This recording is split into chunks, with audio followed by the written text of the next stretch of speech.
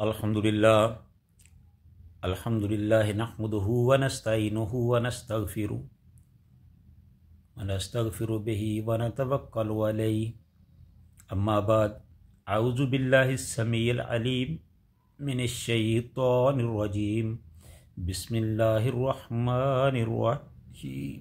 बिस्मिल्लाहिर रहमानिर रहीम। वजहदु बिहा वस्तैकनतहा अनफुसुहुम ज़ुल्मन व उलुवन फंजुर कैफ़ कान आक़िबतुल मुफ़सिदीन। और उन्होंने इनकार किया उनका, वस्तैकनतहा और यकीन कर लिया था उसका, अनफुसुहुम ज़ुल्मन व उलुवन, उन्होंने अपनी जानों पर जुल्म किया अपनी सरकशी के सबब। फंजुर कैफ़ा, फिर देखो, कैफ़ा किस तरह, काना आक़िबतुल मुफ़सिदीन, के फसाद करने वालों का अंजाम हुआ। फिर देखो कि फसाद करने वालों का अंजाम कैसा हुआ। अल्लाह ताला की हम्द व सना, तारीफ़ व तसीफ़ के बाद लाखों करोड़ों दुरूद सलाम रसूलुल्लाह सल्लल्लाहु अलैहि वसल्लम की ज़ात वाला सफ़ात पर।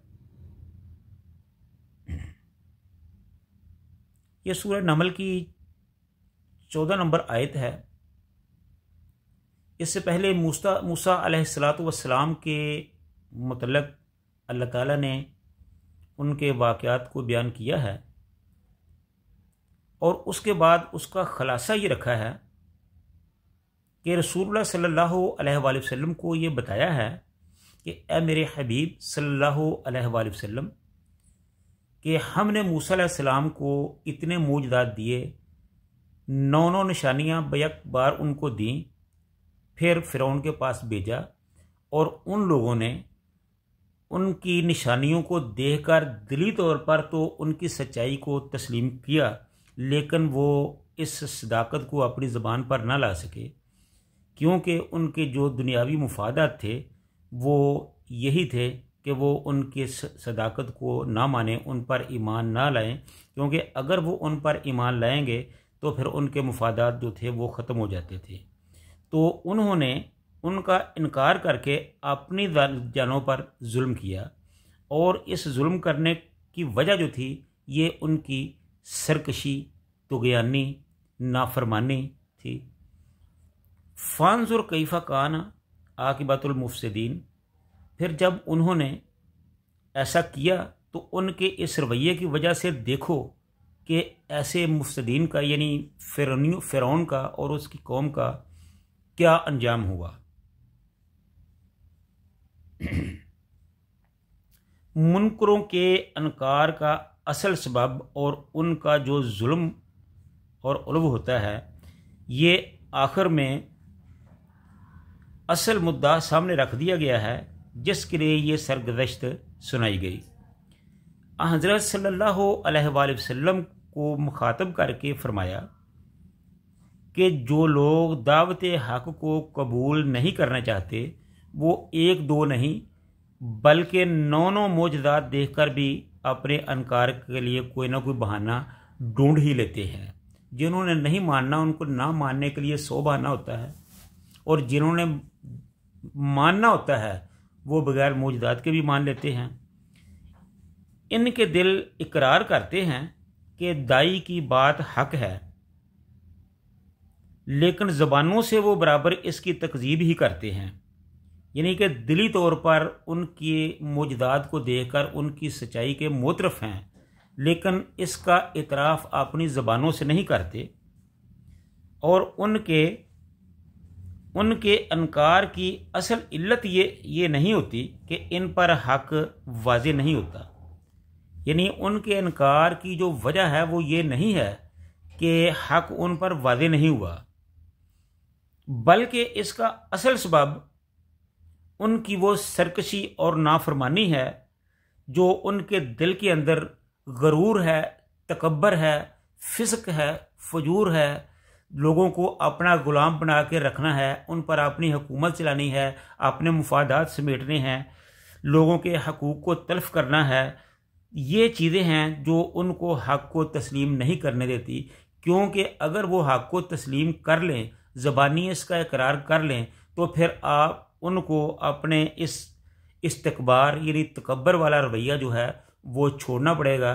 फिर उनको फर्मा बरदारी वाला रवैया जो है वो इख्तियार करना पड़ेगा।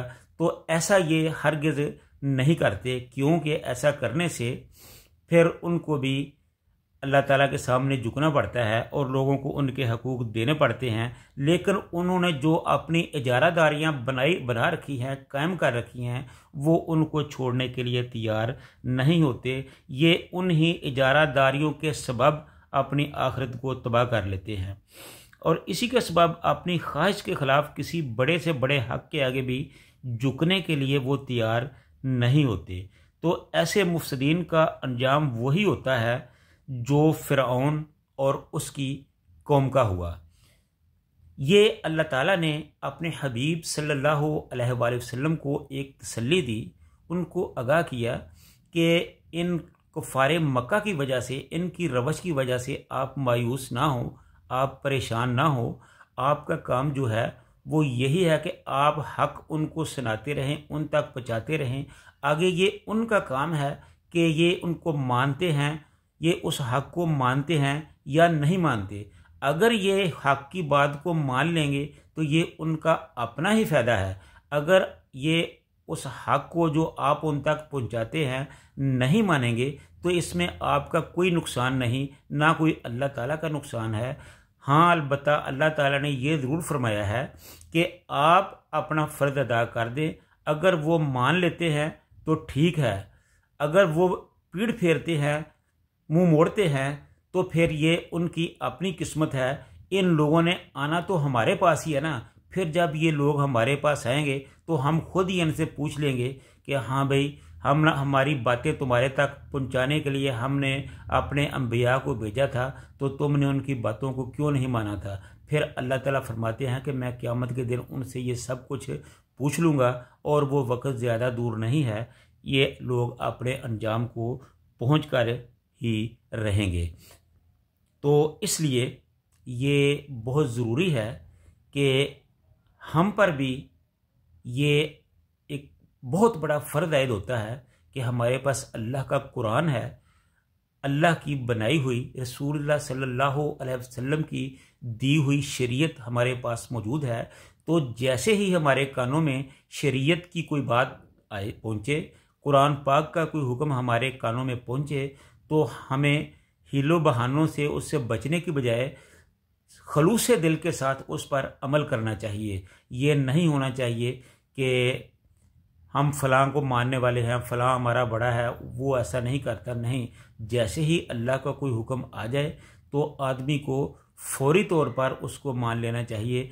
इसमें हमारी भलाई है। अगर ऐसा करेंगे तो क़यामत के दिन अल्लाह की, उसके रसूल की नज़रों में हम सुरखरू होंगे।